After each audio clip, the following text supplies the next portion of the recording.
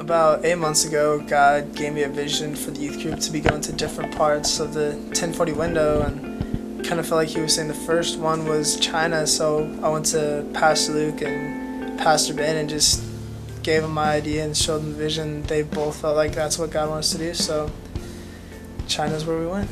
I wanted to go to China because when they first started talking about China and how they'd be working with an orphanage, that sparked my desire to go.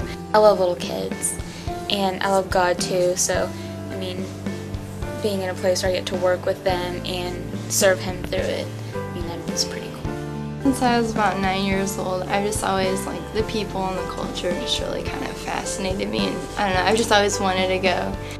We went up into the mountains a couple times, and we'd go from like village to village or house to house in really remote areas with no electricity at all.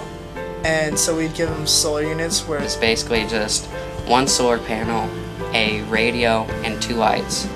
And in the radio they also had preset as a radio station, a Christian radio station that they could listen to in Chinese. They had one little old lady, and she just loved it. You could tell that she just loved the solar power, and she was so excited when they turned it on. She'd throw her head back and just laugh, and she had no teeth and all wrinkly, you know. Going to the Tibetan school where they had no books at all was really an eye-opener, just being able to watch how excited they were to get books for the first time. They were jumping up and down, they're holding their posters up on the wall and just pointing and just, jabbering nonstop. They just started going crazy.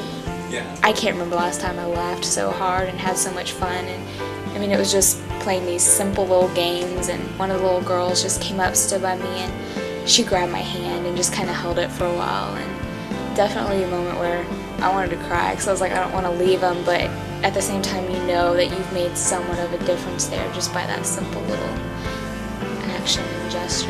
Definitely gained a relationship with a couple of the boys that were there by playing basketball with them and playing tug of war with them, just the smallest thing like a high five or something could, show them that, I really care about them. There was a little girl there, and we realized she was blind. And when she was about 2 years old, we found out that her mom and her dad got into a huge argument. Her mom broke down mentally. She gouged out Amy's eyes. It was just so hard to hear that. Just knowing that she used to be able to see all that and experience it, and then, it was kind of just taken away from her. They've had tons of groups come in, but nobody ever really takes the time to be with her. That was the highlight for me, was just getting to be a blessing, for her and make her feel like she's somebody special and love on her. We got to pray for her, and we told her, God wants you to know that you have a bigger plan for your life. Just because you're blind doesn't mean that you're good for nothing. It was hard just because of the spiritual bondage, the darkness and just the total fear. And you can feel it from the people, everything they do and what they're required to do, that it very much is. There's a fear there. It was definitely an eye-opener to pray for them, seeing all the stuff that they do. It makes your relationship with God real because, He's alive and they're just worshiping people who are dead, We kind of had to slip in Christianity because we're really not supposed to talk about it, and they have to first tell you about it or ask you what you believe before you could go ahead and tell them. One of the girls, we were walking and her friend was right next to her, and we traded stories on how we became Christians and the life we grew up in, and it was really neat. I saw her friend there listening very intently. You could tell she was just taking it all in.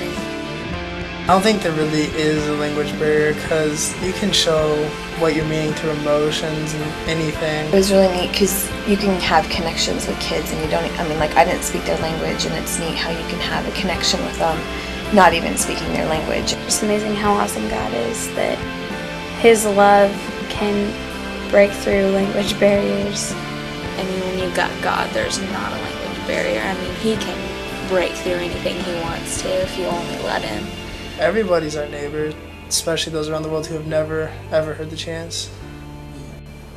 it opened my eyes even more. I mean, I knew that God's been leading me into the direction of getting out of worldly success and like really doing what He's actually called me to do. And I'm now actually stepping up to the plate and saying, okay, I'm ready to do what you have me to do. And don't let money or the culture or anything hold you back. But just if God wants you to go, just to trust Him and know that you're gonna be fine. I mean, don't let fear hold you back. If you're wanting to go, just obey Him, because if it's what you're supposed to be doing, He'll use you. He'll find a way.